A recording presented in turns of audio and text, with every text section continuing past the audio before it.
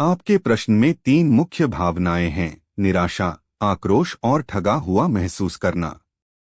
जब जनता अपना कर्तव्य मतदान पूरा करती है, लेकिन चुने हुए प्रतिनिधि स्थिर सरकार न बना पाए और फिर उसकी जिम्मेदारी मतदाताओं पर डाल दी जाए, तो यह भावनाएं स्वाभाविक हैं।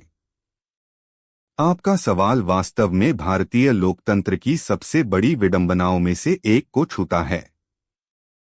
आइए इसके हर पहलू को समझते हैं। लंगड़ा बहुमत का आरोप क्या है सच्चाई? लंगड़ा बहुमत या हंग पार्लियामेंट जैसे शब्द राजनीतिक दलों की असफलता को छुपाने का एक राजनीतिक बहाना है।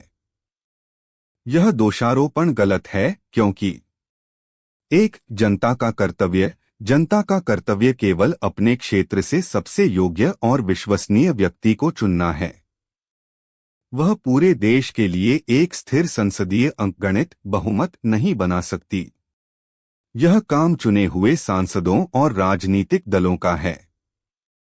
दो दलों की विफलता: जब कोई दल स्पष्ट बहुमत नहीं जीत पाता, तो यह उसकी अपनी नीतियों रणनीतियां जनाधार की सीमा को दर्शाता है।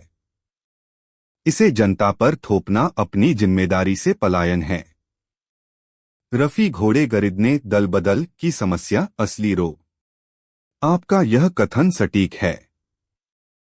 संसदीय इतिहास में सांसदों का समर्थन बदलना दलबदल एक कलंक रहा है। इसके लिए प्रमुख रूप से 2 कारक जिम्मेदार हैं। एक, दलबदल विरोधी कानून 1985 की विफलता। इस कानून ने व्यक्तिगत दलबदल रोककर पार्टी को सर्वशक्तिमान बना दिया। अब समूचे दल या दल के 2/3 सदस्य समर्थन बदल सकते हैं। इससे बड़े पैमाने पर विद्रोह खरीदने का दरवाजा खुल गया। यही असली रफी घोड़े गरिदने की राजनीति है।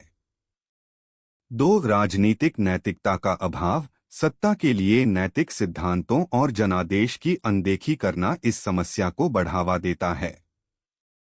समस्या का सार एक सारणी में: चरण, आदर्श स्थिति, वर्तमान विकृति, परिणाम। चुनाव: जनता योग्य व्यक्ति को चुने। जनता पार्टी चिन्ह को चुनने को मजबूर है। व्यक्तिगत जिम्मेदारी खत्म। सरकार गठन: चुने हुए सांसद सिद्धांतों पर गठबंधन बहुमत बनाएं। सत्ता हासिल करने के लिए पैसे, पद और दलबदल का इस्तेमाल। अस्थिरता, सौदेबाजी, भ्रष्टाचार। दोषारोपण: नेता अपनी नीतिगत विफलता स्वीकार करें। नेता लंगड़ा बहुमत का आरोप लगाकर जनता को दोषी ठहराते हैं। जनता नेता के बीच विश्वास टूटता है। क्या संविधान झूठ और गुलामी का दस्तावेज है?